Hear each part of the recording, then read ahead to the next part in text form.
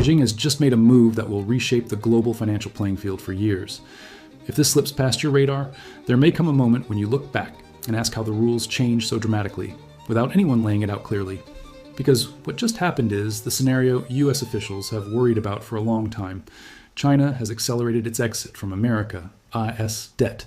It has been reducing its holdings of US Treasuries, and by every indication, it is willing to keep going. And yes, on the surface, that can sound like spreadsheet talk, the kind of thing that only matters to bond traders, central bankers, and people who live inside policy memos. But this is not a small market story. This is a power story.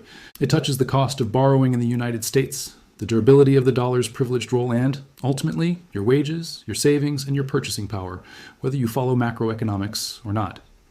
To understand why this matters, you have to start with the foundation the modern system sits on. For more than half a century, especially after the early 1970s, the United States has benefited from what can only be described as a structural advantage. The dollar sits at the center of global settlement. That arrangement is not simply the result of strong fundamentals or national virtue. It is also a geopolitical design, reinforced by institutions, alliances, and habit.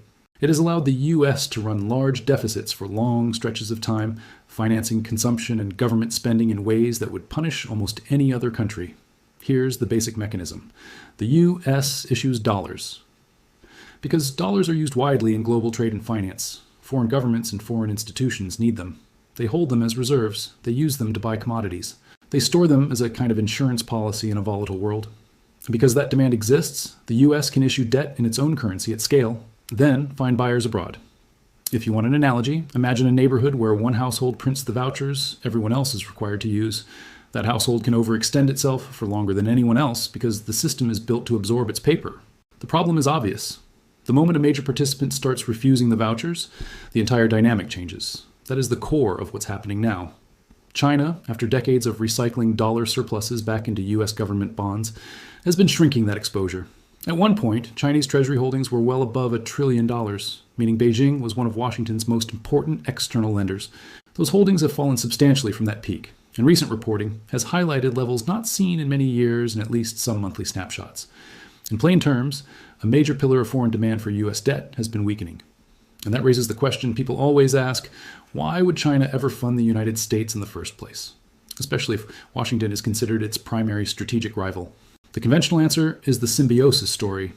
Americans bought cheap imports, China earned export revenue, and those dollars got parked back into treasuries because the market was deep, liquid, and widely treated as the safest pool on earth. And there's truth there. But it leaves out the more important point. For a long time, China didn't have many clean alternatives. If you run massive trade surpluses in dollars, you end up holding dollars, and you need somewhere enormous to place that money without blowing up prices. For years, the treasury market was the only container big enough, but the longer Beijing held so much of its national balance sheet in US paper, the more one strategic vulnerability became impossible to ignore. Those assets sit inside a system ultimately influenced by Washington. If you want to understand why this calculation has intensified, look back to what happened in 2022. When Russia invaded Ukraine, Western governments froze a large portion of Russia's central bank reserves. Whether someone agrees with that choice or not, the message to every other central bank was unmistakable. Reserves are not untouchable if the issuing bloc decides they are not. If reserves can be immobilized, then holding too much of any one bloc AS assets becomes a national security risk, not just a portfolio decision. Now put yourself in Beijing's position. You're told, explicitly, in US buy-side strategy documents and military posture that you are the primary long-term competitor. You face export controls, tariffs, and technology restrictions. You hear constant debate about Taiwan.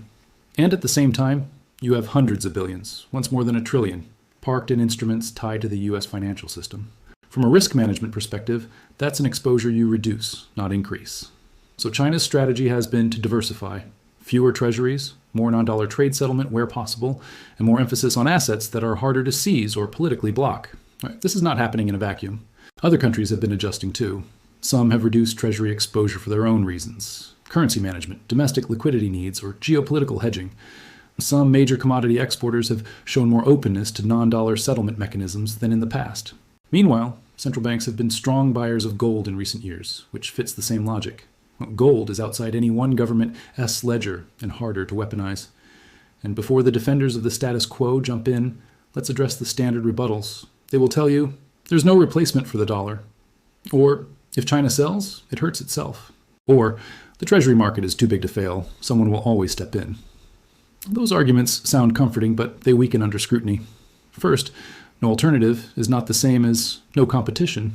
The dollar can remain dominant and still lose leverage at the margin, and margin is where pricing power lives.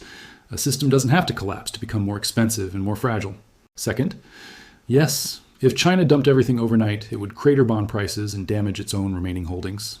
That's why the approach has not been an overnight dump. It's been a slow bleed, reduced holdings over time, reallocated into other reserve assets and different trade settlement arrangements designed to avoid panic and to minimize self-inflicted losses. Third, the most uncomfortable truth for Washington is not simply China is selling. It's that U.S. borrowing needs are large and persistent. Deficits remain enormous by historical standards. Interest costs rise when rates rise, and when debt stock is huge, even small changes in yields matter. That means the U.S. needs steady demand for Treasuries year after year, not just during calm markets. So, if major foreign buyers reduce their participation, who fills the gap? Domestic buyers can, banks, funds, pensions, but there's a limit to how much private balance sheets will absorb at a given price. When demand is insufficient at existing yields, yields rise until buyers appear. And if yields rise enough, they tighten financial conditions across the economy. Mortgages, credit cards, corporate borrowing, commercial real estate, everything. Then there enters the central bank channel. When a central bank becomes a major buyer of government debt, that is effectively monetization, using balance sheet expansion to support the state's financing needs. The U.S. saw a version of this during the pandemic era, when the Federal Reserve's balance sheet expanded dramatically as it bought large amounts of treasuries and other assets. Whatever label gets used in polite debate, the public understands the lived result. When money creation is aggressive and supply constraints exist, inflation can surge, and working households pay the price first. That's the class dimension most discussions try to avoid. Inflation doesn't hit everyone evenly. People with scarce assets often benefit as nominal prices rise. People living paycheck to paycheck or holding cash savings get squeezed. Food, rent, insurance, those costs don't wait for wage growth to catch up.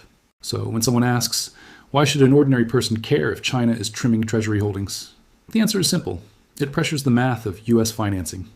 Either spending gets cut, taxes rise, borrowing costs rise, the central bank supports the market more aggressively, or some combination of these.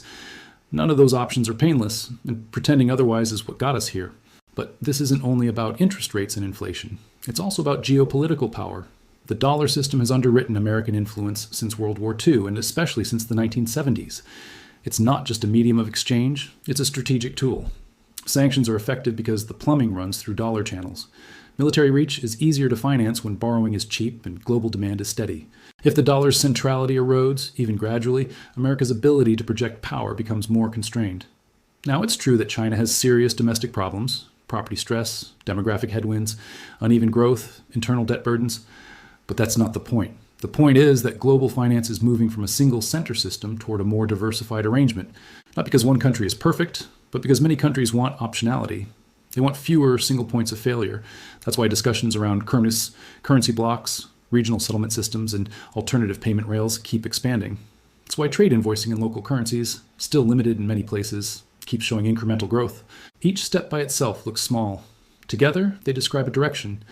The world is experimenting with life where dollar dependence is lower than it used to be. The dollar's share of global reserves has already declined compared with levels seen decades ago. That doesn't mean the dollar is about to vanish. It means the margin is shifting. And when the margin shifts, so does leverage. So what options does the United States have? One option is adaptation, accepting a world where the dollar remains a leading currency, but not the uncontested center. That would mean reforming global institutions, sharing influence, and rebuilding competitiveness at home rather than relying on privilege. Politically, that is hard. Another option is coercion, using sanctions, pressure on allies, and control of choke points to slow the transition. That can work in the short run, but it also accelerates the incentive for other countries to build bypasses. The more finance is weaponized, the more others invest in insulation. A third option is drift, continued deficits, periodic market stress, and rising dependence on policies that paper over structural problems. That path tends to end with either a fiscal shock or a prolonged period of stagnation punctuated by crises, and the most likely outcome may be the messiest, gradual fragmentation. Not a single crash, but a slow rearrangement. More regional finance, more bilateral settlement, more hedging, and more volatility. A world where the system works, but at higher friction and higher cost. Which brings us back to the original event, China's reduction of U.S. government debt exposure. This is not just a trade, it's a message. It says, dependence on the dollar system is a vulnerability. and China intends to reduce that vulnerability. Other capitals are hearing that message, and they're running their own calculations. And the reason this can become self-reinforcing is straightforward. If more foreign buyers reduce Treasury demand, yields can rise. If yields rise, financing costs rise. If financing costs rise, fiscal stress rises. If fiscal stress rises, confidence gets tested.